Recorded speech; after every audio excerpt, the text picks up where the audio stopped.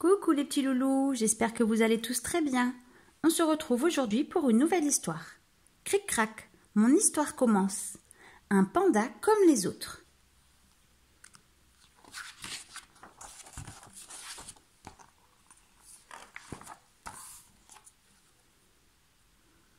Léo est un jeune panda roux qui s'apprête à aller à l'école des pandas pour la première fois.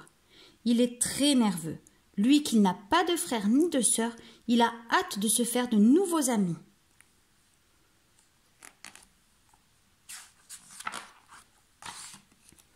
Une fois dans la classe, Léo s'installe à un bureau et l'enseignante s'adresse aux élèves. « Bonne rentrée à tous, je suis Madame Patricia. Pour que nous puissions mieux nous connaître, je vous invite à vous présenter à tour de rôle. »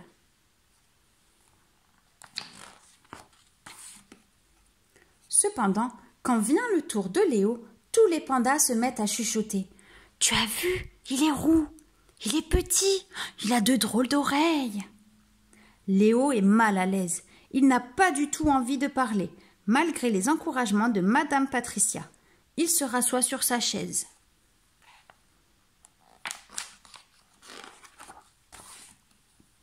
À l'heure de la récréation, Léo s'approche des autres pour jouer avec eux. Mais il le pointe du doigt et se moque de lui. « Ah ah ah ah, un panda roux comme c'est bizarre !» Après cela, Léo ne parle plus à personne. Il a trop peur qu'on rie encore de lui. Il n'aime plus vraiment l'école.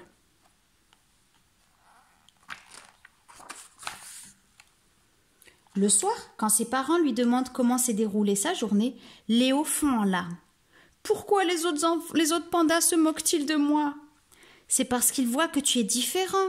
Mais tu peux leur expliquer que tu es un panda comme eux, répond sa maman.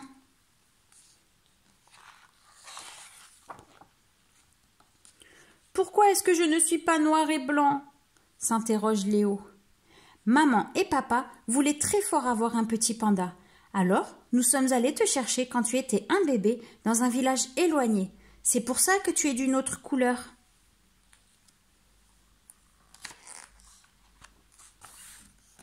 De retour à l'école le lendemain matin, Léo demande à Madame Patricia s'il peut recommencer sa présentation. L'enseignante accepte avec plaisir. Au son de la cloche, Léo se met à parler. Les autres pandas curieux l'écoutent attentivement.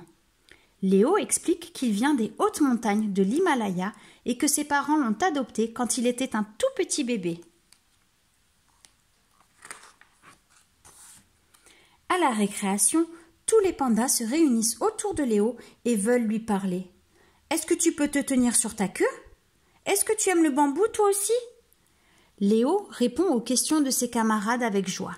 Le bambou est son aliment préféré. Après lui avoir posé plusieurs questions, ses compagnons comprennent bien qu'il est un panda comme les autres. Léo passe le reste de la journée entouré d'amis. Il joue au foot et marque même un but. Comme il est plus petit, il est très rapide.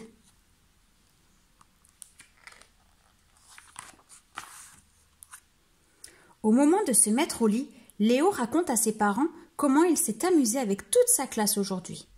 À cause de son apparence, les autres pandas pensaient qu'il était différent. Mais une fois qu'il a expliqué d'où il venait, ils l'ont tout de suite accepté. Il a déjà hâte de retrouver ses nouveaux amis.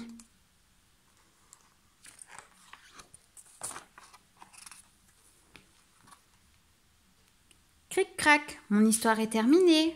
Si tu as aimé cette histoire, laisse-moi un petit pouce bleu et surtout abonne-toi pour savoir quand une nouvelle histoire sera disponible. Allez, à bientôt les petits loulous. Bye bye.